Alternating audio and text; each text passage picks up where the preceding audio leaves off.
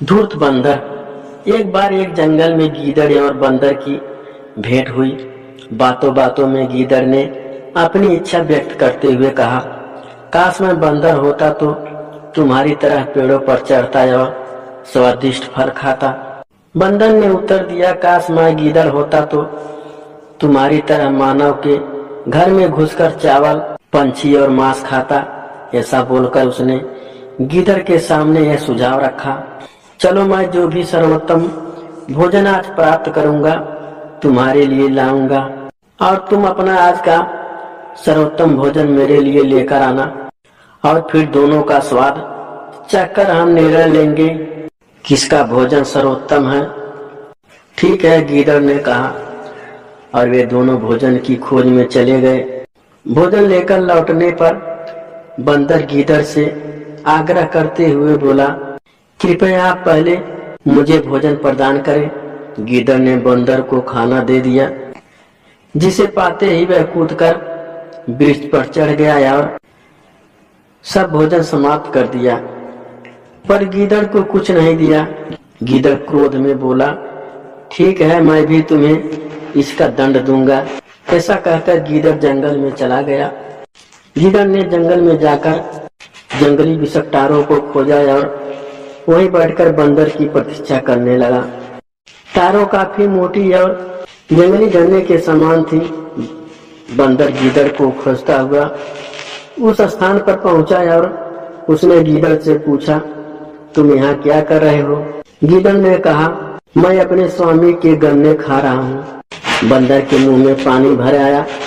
उसने तुरंत आग्रह किया, थोड़े से मुझे भी दे दो ना।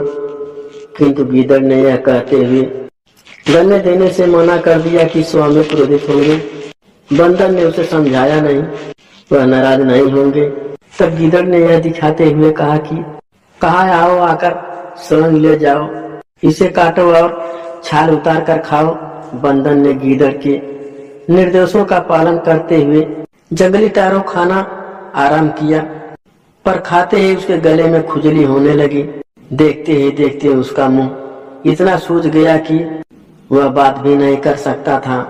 बंदर अपनी दशा सुधारने पर गीदड़ को दंड देने के लिए मधुमक्खी छत के पास लेकर गया और गीदड़ से बोला, इसे तोड़ना नहीं। गीदड़ उसे तोड़ने के लिए कहने लगा। बंदर को भोला बनाकर उससे कहा कि यदि उसकी यह इच्छा है तो वह छत्ता तोड़ सकता है, मगर पहले उसे पहाड़ी के पीछे चले जाने दे, जिससे वह अपनी इच्छा का उल्लंघन होता ना देख सके। गीदड़ ने उसकी बात मानकर ऐसा ही किया। बंदर के पहाड़ी के पीछे जाते ही उसने मधुमक्खी का छत्ता तोड़ दिया। परिणाम स्वरूप मधुमक्खियां उसको चपेट गई और इतनी बुरी काटा कि वह गंभीर रूप से घायल हो गया। काफी समय बाद स्वस्थ होने पर गीदड़ ने बंदर को उसकी धूर्तता का पाठ पढ़ाने की ठानकर वह एक ऐसे तालाब के पास पहुंचा जो बड़ी बड़ी झाड़ियों से ढका था। उसे देखकर यह अनुमान लगाना कठिन था कि वह स्थान तालाब हो सकता है। बंदर भी उसका पीछा करते हुए पेड़ों के मार्ग से वहां पहुंचा। उसने गीदड़ को शांत बैठे देखकर पेड़ पर से ही पूछा, तुम यहाँ क्या कर रहे हो? गीदड़ ने शांत स्वर से कहा, स्वामी के वस्त्रों की रखवाली कर रहा हूँ। पर बंदर को संतोष नहीं हुआ। वह बोला, मैं तुम्हारी सहायता के लिए आना चाहता हूँ। गीदड़ ने उत्तर दिया, तुम ऐसा नहीं कर सकोगे। बंदर पेड़ से झूलता हुआ बोला, मैं कूदकर नीचे पहुंच जाऊंगा। गीदड़ तो यही चाहता था कि वह वृक्ष से नीचे आ जाए।